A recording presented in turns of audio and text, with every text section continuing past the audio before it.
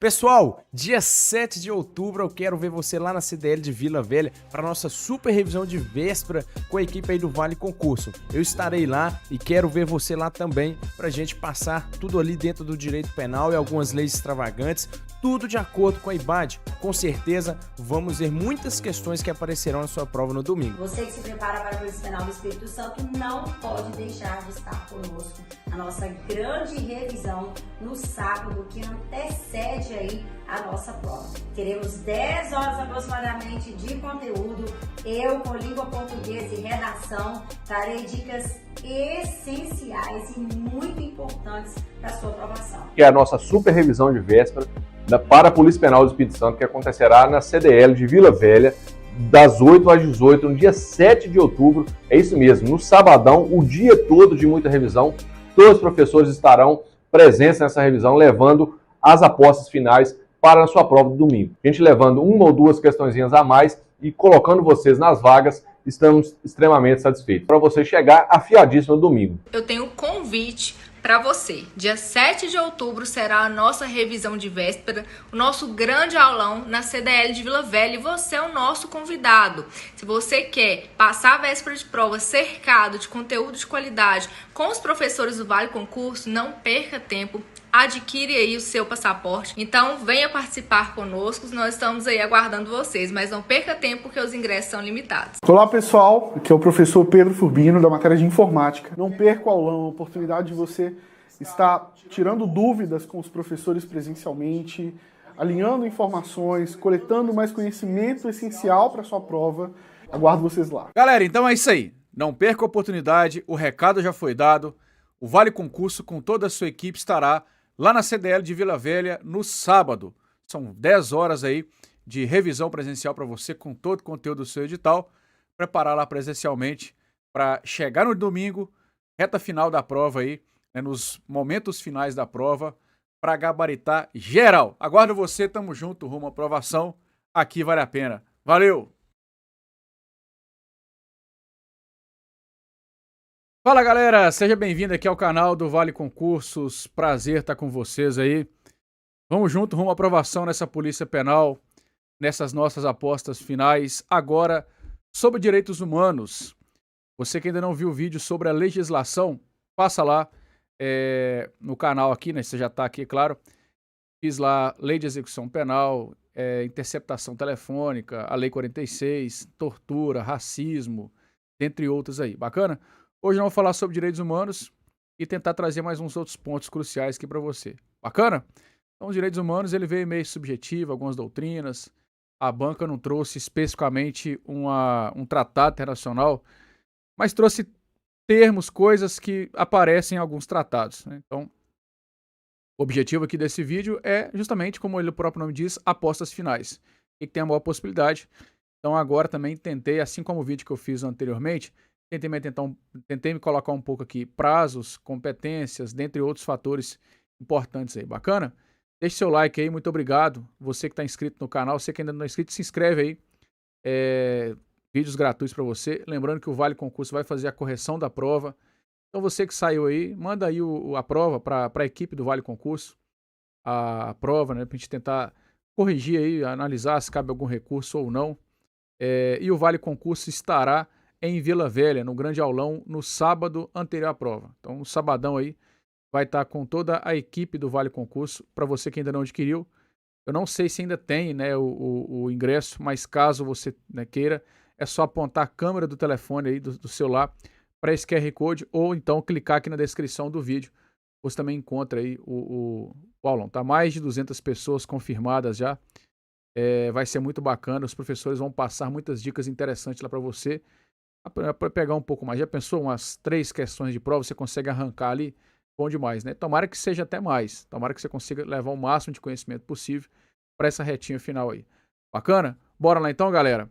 Vamos então sobre direitos humanos. O que acontece? Como eu falei, a banca, ela não trouxe especificamente uma determinada norma, tratado.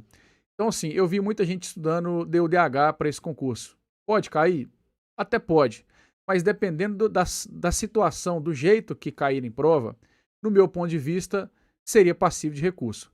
a banca não pode cobrar a letra da lei, né, vamos colocar assim, apesar que não é uma lei, não tem força de lei, mas ela não pode cobrar, de fato, o teor da DUDH, no meu ponto de vista, tá?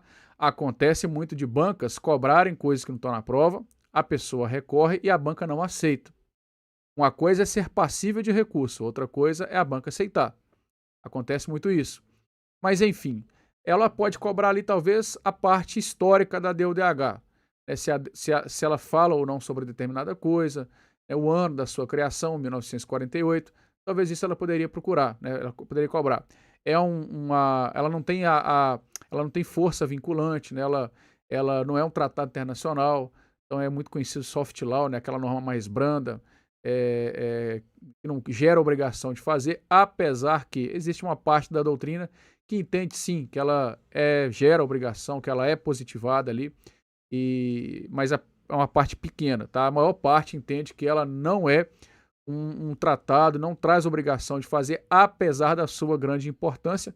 E aí, para quebrar qualquer barreira com relação a isso, a ONU, então, editou os dois tratados de 66, os protocolos civis e políticos e econômicos, sociais e culturais de 66. Aí sim, esses tratados geram obrigação de fazer e eles são praticamente o teor da DUDH com um pouco mais, né, algumas coisas a mais. Bacana? Ela pertence à ONU, a Organização das Nações Unidas, que é um sistema de proteção global. Show de bola? Vamos então com relação aos direitos humanos. Introdução. Para que serve os direitos humanos? Qual que foi o objetivo dele? Limitar aí o poder arbitrário, né? Não só sobre o indivíduo, como também sobre toda a coletividade. Principalmente aqui o poder estatal. Esse era o grande objetivo. Se você não limitar, acontece o que aconteceu na Primeira Guerra, principalmente na Segunda Guerra Mundial, e as pessoas fazem o que quiser. As pessoas, né, elas tiram a vida, não respeitam a vida, não respeitam a liberdade e não estão nem aí. Então, se você, uma vez que você não tem esse respeito, você precisa, né, de fato, aí, ter alguma coisa que limite esse poder, que venha limitar esse poder aí. Pode ser o próprio poder de, resguardando as pessoas contra elas mesmas, né, contra agressões, violência e tudo mais, ou contra o próprio Estado, tortura, crimes de guerra, enfim. Então esse era o grande objetivo aí dos direitos humanos. Você não cria direitos humanos, você cria instrumentos para proteger, para positivar, né, colocar na lei, colocar no papel aquilo que já é previsto. Você já tem direito à vida, mas eu preciso que isso seja reconhecido. Então, direitos humanos não é uma instituição. A gente fala assim, os direitos humanos só defende vagabundo. Os direitos humanos não é uma instituição. Existem ONGs, existem conselhos, tudo voltado para os direitos humanos, que protege, que de fato fiscaliza se está sendo garantido o direito humano. Nada mais, nada menos do que isso. Beleza? Definição. Conjunto de direitos previstos em instrumentos internacionais que proporcionam a todos os seres, independentemente de qualquer condição, e é por isso que a gente fala que ele é universal, né? Ele não traz aqui nenhum tipo de restrição, né? Se você é branco, negro, azul, não importa, índio, japonês, né? Ocidental, oriental, enfim, tanto faz. Rico ou pobre, ele é para todos. Bacana? Então eles são para todas as pessoas, para todos os homens e mulheres. É a base essencial para que tenha uma vida digna e para que se protejam contra violações praticadas ou toleradas pelo Estado. A gente fala muito das dimensões de direito, né? Eu vou até falar sobre isso aqui. A primeira dimensão, a gente fala muito, olha, a primeira dimensão, ela é uma prestação negativa do Estado. O Estado não precisa de agir para que você tenha direitos de primeira dimensão. Por exemplo, o próprio direito à vida. O Estado não precisa de fazer nada. Você já nasce com esse direito. O direito que o Estado tem que agir, geralmente a gente conhece como a segunda dimensão. Você tem, por exemplo, o direito à saúde, ao trabalho, enfim, né, à educação. O Estado tem que criar políticas públicas para te dar isso. Porém, existe ainda uma corrente, né, uma doutrina, que também acredita que a primeira dimensão precisa de um posicionamento do Estado, uma vez que você é omisso. Então, o Estado não é só agir. Se ele deixar de agir, um exemplo disso é o crime de tortura. É quando um preso, por exemplo, que vai trabalhar na unidade prisional, quando o preso é submetido a uma tortura e o Estado não faz nada, ele deixou de agir. né? Por mais que o direito à integridade física do preso ali, o Estado deveria ter agido para que então o preso não fosse torturado.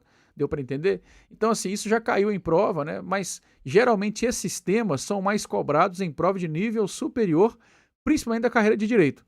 Quando você pega muitas questões aprofundadas, né, disso que a banca cobrou, você vai pegar mais ali questão para procurador, juiz, delegado, você vai achar mais isso aí. Alguns cargos aí mais nível superior. Bacana? E ainda mais de direito. Mas pode cair também. Quando a IBAD pega nível médio, ela não é muito carrasca no que faz sentido aí aos direitos humanos. Cobra mais do mesmo, mas a gente sempre tem que estar muito preparado, né? Não pode deixar aí, né, estudar e morrer na praia. Então fique ligado, né, com relação primeiramente a essa definição, que é bem simples. E nós temos vários tipos de definições que todas elas circulam a mais ou menos isso aqui mesmo, tá? O objetivo, as definições, aqui eu tentei trazer de uma maneira resumida. E aí não está explicitamente no seu edital sobre dimensão de direitos, mas a banca talvez poderia trazer alguma coisa do tipo na evolução histórica, no próprio conceito, né? Ela poderia cobrar alguma coisa disso aqui. Não está expressamente previsto isso. Diferente, por exemplo, da prova da PM do Rio. Lá na PM do Rio, salvo me engano, estava no edital previsto lá e cobrou. Então vamos ver então aqui as dimensões. Nós temos várias, né? Hoje a doutrina, ela ultrapassa aí a sexta dimensão. Primeiramente, falamos hoje de dimensão e não geração, e isso já foi cobrado em prova não pela IBAD, porque quando você fala de geração, é como se você está indo para uma próxima geração e largando a outra para trás. E não era esse o objetivo da doutrina. O objetivo é que, de fato, existem várias dimensões, né? E nenhuma fica para trás. Você não esquece uma. Então, a geração passa, fica a outra para trás. Então, por isso que mudou um pouco a nomenclatura dimensão para geração. Tá? Isso você já cobrou em prova o motivo dessa troca. Então, a primeira engloba mais direitos de liberdade, né, chamados aí de prestações negativas. Como eu falei, existe uma corrente minoritária de doutrinadores que entendem que não seriam apenas prestações negativas, mas também positivas, porque o Estado ele tem que agir, como eu dei um exemplo aqui, do crime de tortura. Uma vez que uma pessoa cometeu um crime de tortura, o Estado não pode simplesmente abrir a mão e não fazer nada. Ou seja, ele precisa de fazer alguma coisa, né? Tem que ter uma posição ali sobre aquilo, nos quais aí o Estado deve proteger a esfera da autonomia do indivíduo. Assim, o Estado não pode interferir na órbita individual, salvo garantir, é claro, a prevalência do máximo de liberdade possível para todos. Então nós temos que direito à liberdade, igualdade perante a lei, propriedade, intimidade, segurança, traduzindo o valor de liberdade. Então, quando você tem o direito de liberdade, uma pessoa é presa de maneira injusta, o Estado tem que agir, né? Também seria um pouco para esse lado aí, né? Então, essa seria a primeira dimensão. A segunda surgiu em decorrência da deplorável situação da população pobre. A população era tão pobre, né, em cidades na época da industrialização, pessoas muito pobres, não existiam políticas públicas, políticas sociais voltadas aí para essa população. Então, assim, foi-se necessário, né, observar um pouco mais sobre isso e essa luta. Então, são direitos de igualdade. Ela impõe aos estados obrigações positivas. Então, aqui sim, nós já temos mais a característica dessa obrigação positiva, defendendo a intervenção estatal como forma de reparar a inequidade vigente. Como exemplos, aqui nós temos direito à saúde, educação, previdência social e habitação. Existem vários outros, mas essa aqui é apenas como exemplo, tá? Então a banca pode cobrar na sua prova simplesmente isso, o agir ou não agir do Estado. E geralmente esses direitos de segunda dimensão são direitos progressivos. Não dá para me chegar num país totalmente pobre e exigir que ele entregue tudo isso aqui. Nem o Brasil consegue entregar direito. Se você for analisar, nem toda a população brasileira, ou grande parte da população brasileira, não tem saúde eficaz, não tem educação, não tem, né, escola, trabalho, não tem essas coisas. Não tem habitação. Grande parte da população brasileira não tem. Vou dizer que é a maior parte, que eu não sei, né? Vamos trabalhar com dados aqui. Mas muitos não têm. Bacana? Então, por isso, tem-se essa necessidade aí desta prestação positiva. Beleza?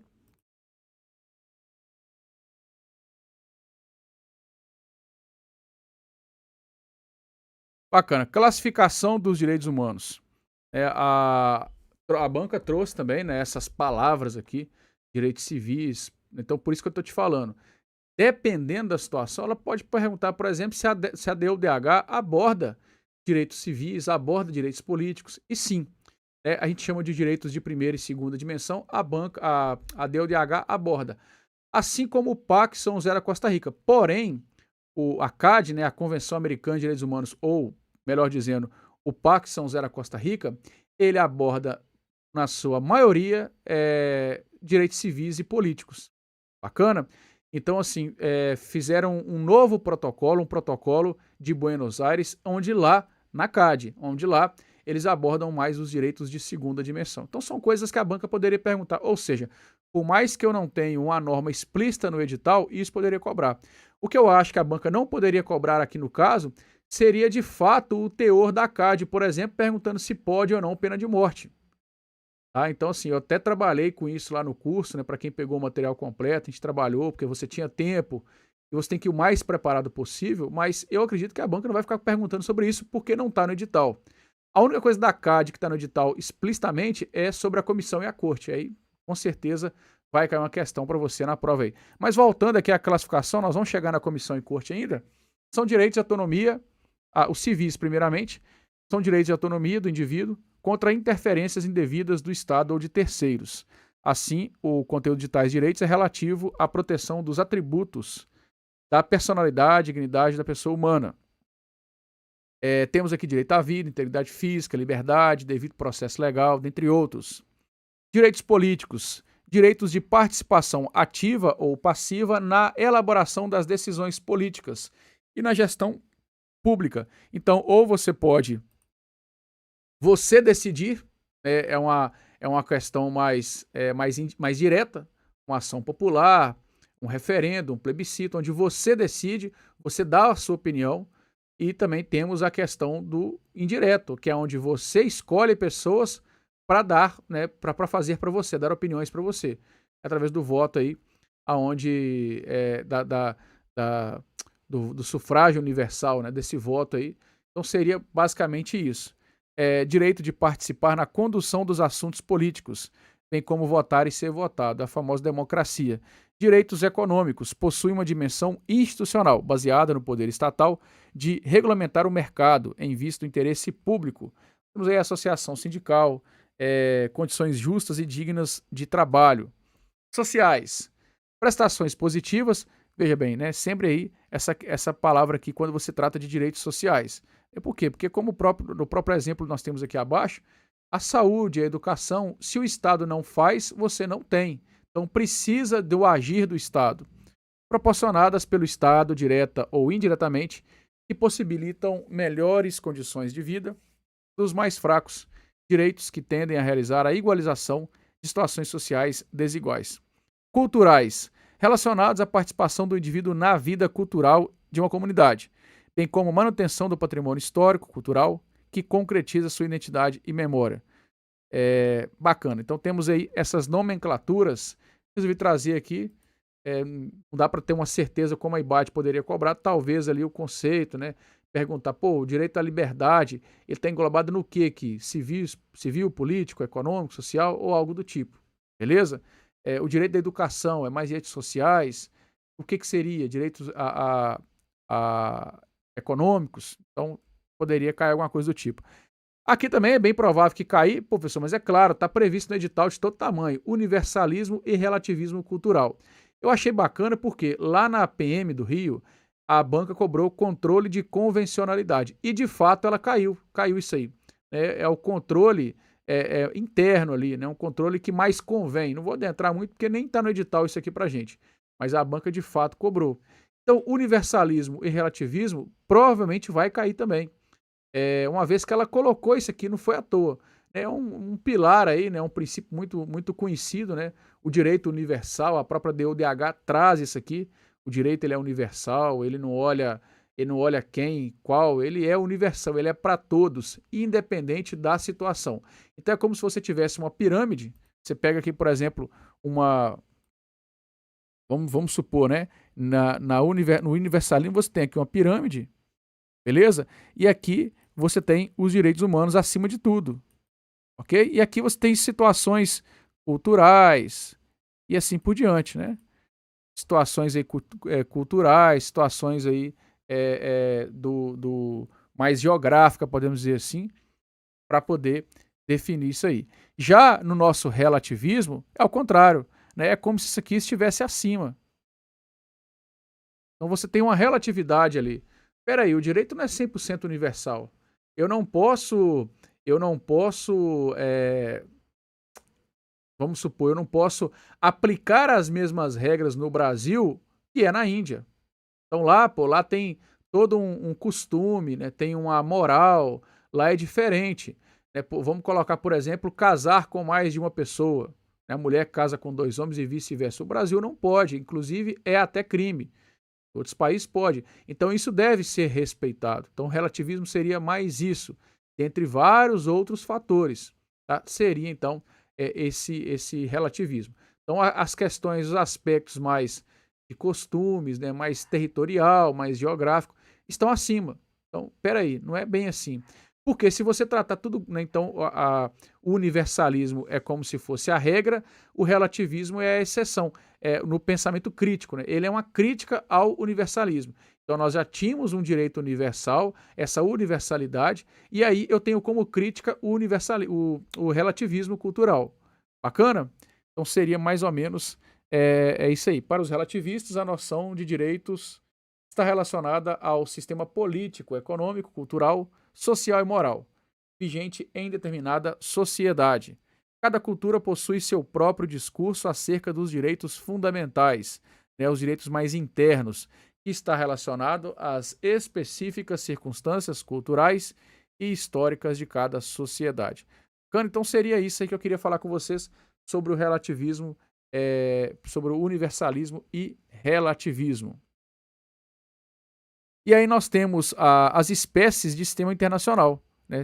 Temos aí os sistemas de proteção, que também está previsto no edital. Hoje nós temos o sistema global e regional. O sistema global, a ONU, beleza? Criada em 1945, através da Carta das Nações Unidas, onde todos se comprometeram ali a um mundo mais pacífico e etc. e tal. O Brasil, inclusive, foi signatário da Carta das Nações Unidas, assinou aquilo ali.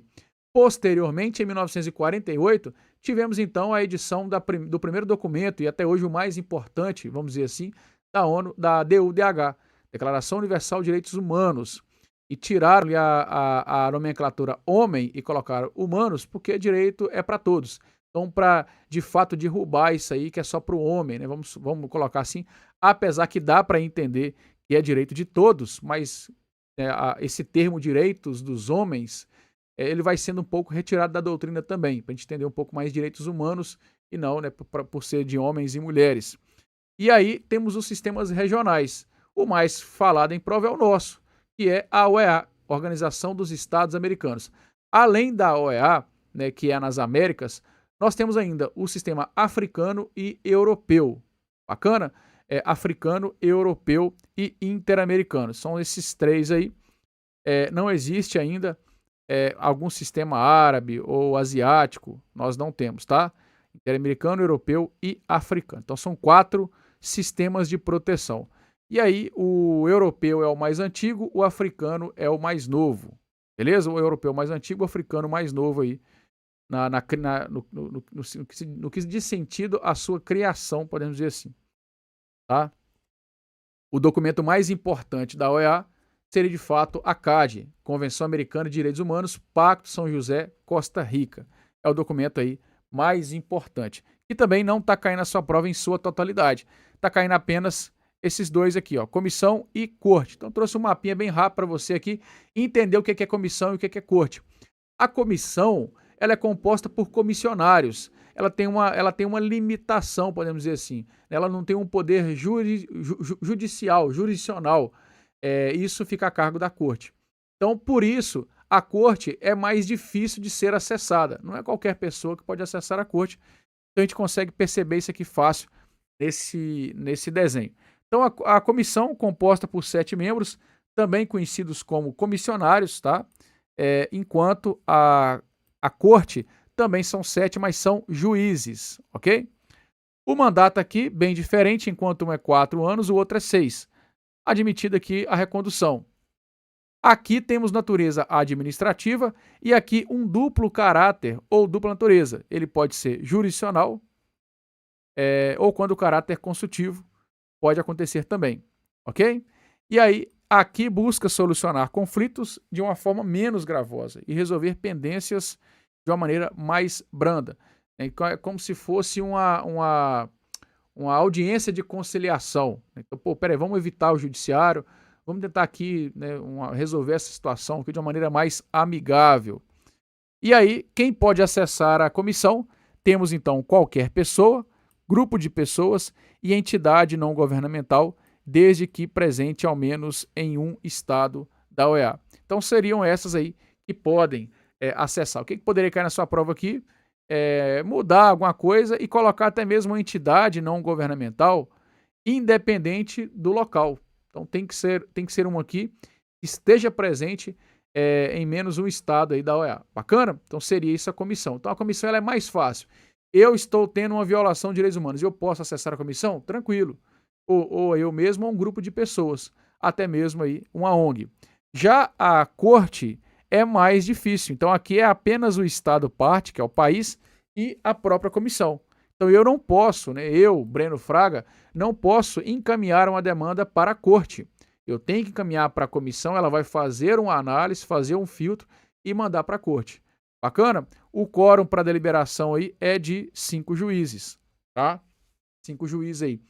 Tanto a comissão quanto a corte, os juízes são trocados de uma vez? Não. Eu vou trocar ali de maneira parcial, tá? Para que eu não mude muito ali o jeito de pensar, né? A filosofia dos membros ou dos juízes. Então eu troco 3 por vez ali, não troco 7 de uma vez. É mais ou menos como o Senado Federal, vamos dizer assim, né? É mais ou menos parecido aí, vai alternando aí, para não trocar tudo de uma vez só, beleza? Seria basicamente isso aí, os pontos principais. Tribunal Penal Internacional. Então a banca também mencionou aí o nosso TPI, ou Tribunal de Haia. Ele tem, né, Haia porque ele tem sede em Haia, Países Baixos. O TPI, ele não é um órgão da ONU, apesar aí que tem uma relação importante, tá? Então, por exemplo, lá na Carta das Nações Unidas não foi criado o TPI. O TPI foi criado pelo Estatuto de Roma. É um estatuto muito comum de cair em alguns concursos, como Polícia Militar do Piauí, por exemplo, já foi cobrado, né? Mas não é tão comum de cobrar em prova. Ele aparece mais o próprio TPI mesmo, né? Porque o estatuto é bem grande, o Estatuto de Roma é bem grande. E dentro dele fala um pouco do TPI. Aqui, menos mal, a banca cobrou somente sobre o TPI. Então, o que nós temos aqui sobre o Tribunal Penal Internacional? Vamos pegar aqui, ó. Não é órgão da ONU, mas tem uma relação importante com ela, né? Como eu falei aí, não é órgão da ONU. Julga pessoas maiores de 18 anos que cometeram crimes internacionais mais graves. Foi criado por um tratado pelos estados para julgar casos depois de sua criação. Então, você não pode julgar casos antes da sua criação. Bacana? Segue a mesma linha de raciocínio do direito penal. Então, eu só vou definir como crime se já houver uma lei. Né? Não há crime sem lei anterior que defina. Isso vale para o TPI também. Exerce sua jurisdição apenas em estados que assinaram o tratado. São 18 juízes eleitos por assembleia. Então, ponto importante também, a quantidade de juízes.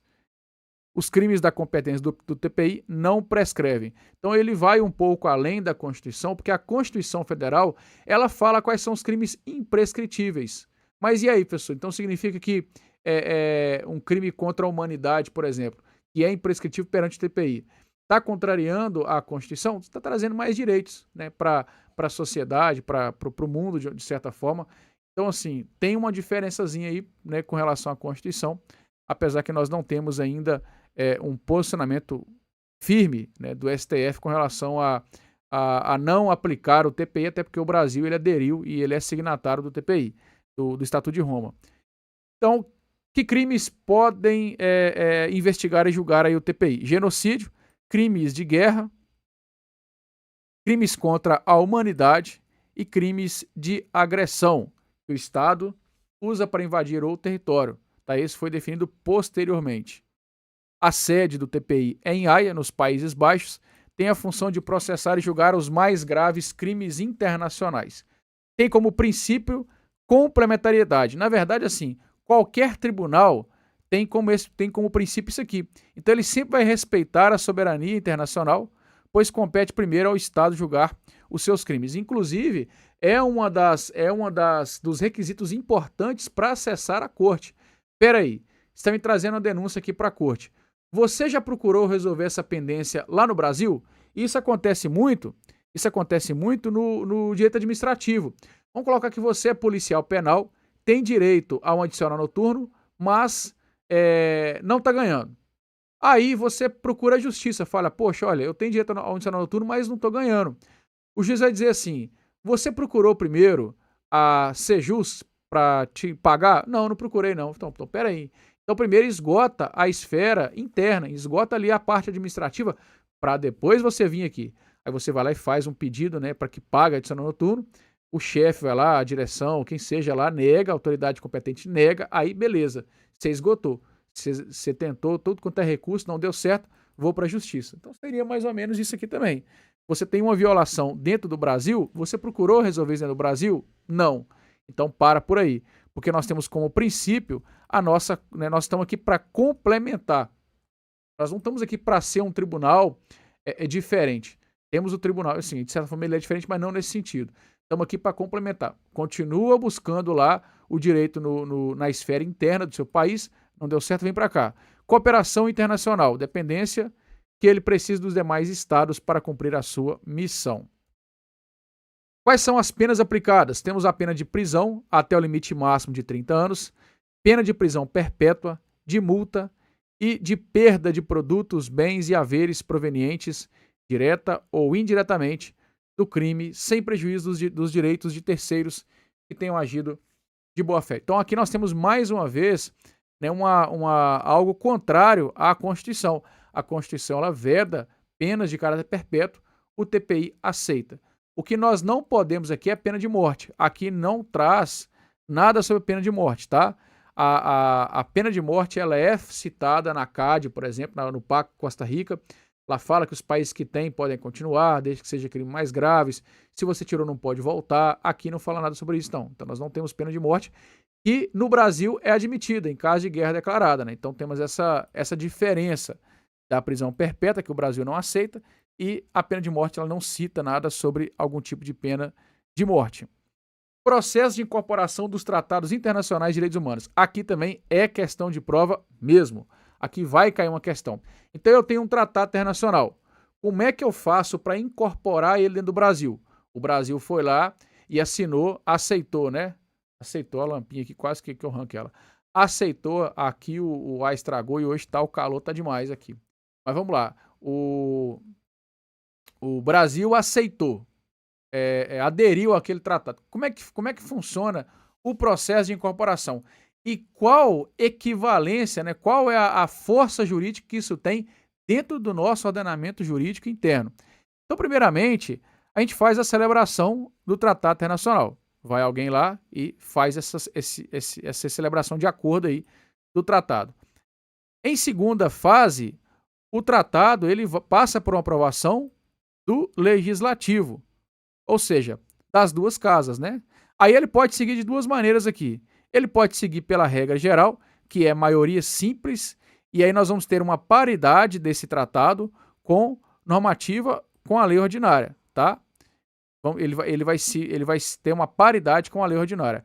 Agora, se ele for pela regra específica, que está lá no artigo 5º, parágrafo 3º, aí ele tem uma equivalência de emenda constitucional exclusivamente para tratados internacionais de direitos humanos. Então, o tratado é internacional? Sim. Ele é de direitos humanos? Não. Então, ele não tem equivalência com a emenda constitucional.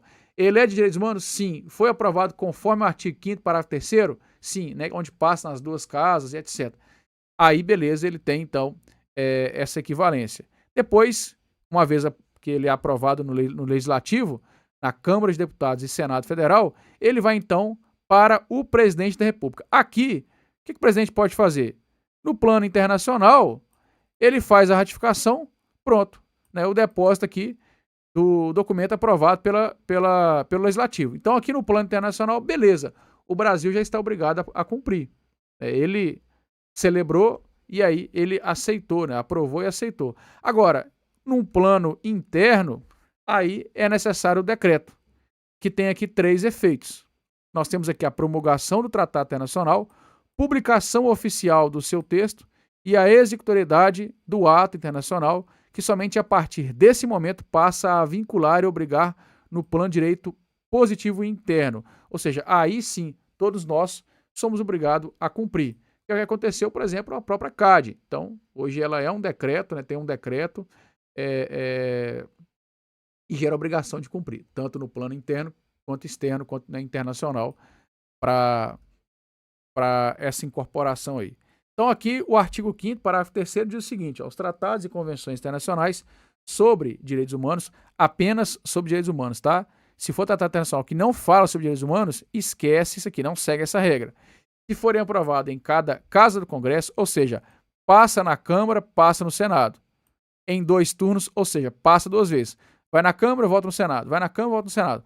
Por 3/5 dos votos dos respectivos membros, serão equivalentes às emendas constitucionais. Bacana? Então é simples, né? A gente pega muito, ó, 2 casas, 2 turnos, 3/5. 2, 2, 3/5. Beleza? E aí tem que ser sobre direitos humanos. Para então a gente ter essa equivalência à emenda. E aí nós temos então, né, a nossa famosa pirâmide, muito conhecida como pirâmide Hans-Kelsen, só para a gente entender um pouco aí, né, a hierarquia das normas, né, vamos colocar aqui então, que no topo nós temos o bloco da constitucionalidade, tá, que são normas constitucionais originárias, derivadas, né, aqui já é mais constitucional, não vou adentrar tanto, né, mas é a própria Constituição em si, tratados internacionais sobre direitos humanos, né, que é aquela que nós falamos sobre o artigo 5º, e princípios positivados e não positivados. Beleza? Bacana. Agora, as normas supralegais, tratados internacionais de direitos humanos, que não foi aprovado dessa maneira aqui, tá? Não foi aprovado dessa maneira aqui. Bacana? E abaixo nós temos normas legais ou atos normativos primários. Pode ser aqui, aqui que eu preciso, né? Isso aqui que é importante para mim. São tratados internacionais que não tem nada a ver com direitos humanos. Existem vários tratados, tá? Um tratado de economia, sei lá, de cultura. Então, aí ele fica nessa parte aí, tá, pessoal? Cuidado aí. A banca vai te perguntar isso. O tratado internacional é tratado internacional? Sim. Foi aprovado na forma do artigo 5º? Sim, emenda constitucional. Não foi? Norma supralegal. Beleza? Não foi aprovado conforme o artigo 5º? É tratado internacional? Sim. Norma supralegal. Simplesmente isso. Violência urbana. Então, lá no finalzinho, né, da parte direito, aí tem um pouco sobre questão racial, de gênero. Eu não vou adentrar tanto nisso, porque eu estou apostando mais nas leis federais. Racismo, Maria da Penha, eu estou apostando mais nisso aí. Inclusive, assim, pode cair uma lei de racismo em direitos humanos? Pode. É mais comum, é mais provável, né, cair lei de racismo dentro dos direitos humanos do que a própria DUDH. Mas ainda assim a DUDH, dependendo da situação que ela cair, não teria problema. Beleza? No tema violência urbana, né, o que nós temos aqui é 3 tipos de violência. Também segundo aí uma doutrina. Então, primeiro a violência auto-infligida, que é aquela que você faz contra si mesmo. Ela não envolve terceiros. Tá? Você pega aqui, por exemplo, o suicídio ou automutilação. Você vai lá e corta o próprio punho, tenta suicidar e acaba não conseguindo, ou suicídio também, auto-infligida. Interpessoal, a violência cometida entre indivíduos. Tá? E a gente pega como exemplo aqui a própria agressão no seio da família, né? Contra a mulher, contra os filhos, ou vice-versa. E a comunitária, praticada por grupos sociais, políticos e também econômicos. Aí você pega aqui a atuação de facções criminosas, os crimes de ódio, né? Disputa por territórios, poderia se encaixar nessa categoria. Bacana? Então seria mais ou menos isso aí com relação à violência. Não tem muito o que aprofundar, não tem muito o que falar, não. Galera, então seria isso, tá? Tentei passar bem breve para você sobre direitos humanos, para você tentar gabaritar o máximo possível aí. O tema de direitos humanos no edital não foi pequeno, né? Não foi algo estrondoso, mas também não foi pequeno. Espero que você tenha uma excelente prova, tá? Vai com tranquilidade, com calma, com paciência e coloca tudo em prática aquilo que você aprendeu. Show de bola? Muito obrigado, fique com Deus, tamo junto. O que dá pra gente colocar aqui, né? Às vezes a galera tá pedindo aí, vamos tentar colocar aqui, deixa eu ver se eu tenho aqui, o tema de atualidades. Poderia colocar, né, professor, o tema de atualidades aqui, um pouquinho dos possíveis temas de atualidade. A gente vai falar brevemente, bem rápido aqui, os temas de atualidade. Eu não sou professor de fato de atualidade, mas a gente pode tentar pegar aqui, né, para tentar talvez passar alguma coisa. Primeiramente, né, um tema bem atual aqui que a gente pode deixar para você aqui é sobre a cúpula sul-americana, que é aquela reunião de 12 representantes de 12 países, onde o Lula ele sugeriu uma moeda única. Lembra disso aí? Passou em vários jornais aí, onde ele sugeriu uma moeda única, tá? Então é o primeiro ponto aí. Esse evento aconteceu em Brasília, né? Foi em Brasília mesmo, ok? No Conselho de Brasília aí, foi lá no Palácio Itamaraty. Censo demográfico. O censo, eu acho que é muito provável, porque o censo mudou muita coisa, né? O censo é a cada 10 anos, por conta do Covid, ele foi em 2022, e uma das coisas muito importantes que se falaram, que se viu no censo, é que o Brasil está envelhecendo, tá? Ele deu um leve crescimento, ele está envelhecendo, a população está envelhecendo, ok? Seria um ponto importante para a gente falar aí. Com relação aí à população, o Sudeste ainda continua sendo a região mais populosa no Brasil, sendo aí acompanhado pelo Nordeste, Sul e Norte, além do Centro-Oeste. Beleza? A população do Espírito Santo aumentou 318 mil em 12 anos e chega a 3,8 milhões. E aí nós temos como cidades que com o número maior de população aí, nós temos a Serra, em seguida vem Vila Velha, Cariacica e Vitória fica em quarto lugar. Muitos que não moram no Espírito Santo, não conhecem, acham que toda a capital do Brasil é a cidade maior. Em Espírito Santo não é. Salvo me engano, Roraima também não é. Então aqui, no nosso Espírito Santo, nós temos aí primeiramente Serra, né? A cidade que tem uma população maior aí. E o censo voltou a confirmar. O censo voltou a confirmar, né? Com relação à febre maculosa também, né, transmitida pelo carrapato, talvez uma questãozinha muito simples, poderia perguntar justamente qual seria o inseto. Sobre o marco temporal, né, aquela questão da terra indígena, que está em discussão. Sobre a tragédia no Sul, aquela tragédia no Sul lá. Esporte, o Corinthians campeão brasileiro feminino, beleza? É um ponto importante, né? O campeonato feminino brasileiro já vem acontecendo há bastante tempo, porém, dessa vez foi mais falado, foi mais citado, então por isso é um ponto importante. Tivemos aí também aqueles atos de racismo contra o jogador Vinícius Júnior, apesar que não é no Brasil, ele é um brasileiro. E aí por isso, nas 10 primeiras rodadas do Campeonato Brasileiro masculino, a CBF, né, ela fez uma campanha, etc., né, com racismo não tem jogo. Esse era o slogan da campanha. A banca talvez pode perguntar algo sobre o tipo, né? Qual que era o slogan da campanha de racismo? Com racismo não tem jogo, alguma coisa do tipo. E aí temos também a nomeação, né, do ministro do STF pelo Lula. É o Zanin, né? O Zanin é o novo ministro e foi indicado pelo governo agora, o governo do Lula. É o Cristiano Zanin, beleza? No Campeonato Capixaba de Futebol, tivemos o time Real Noroeste campeão e o Nova Venécia vice-campeão. Talvez você não é do estado, nem sabia, né?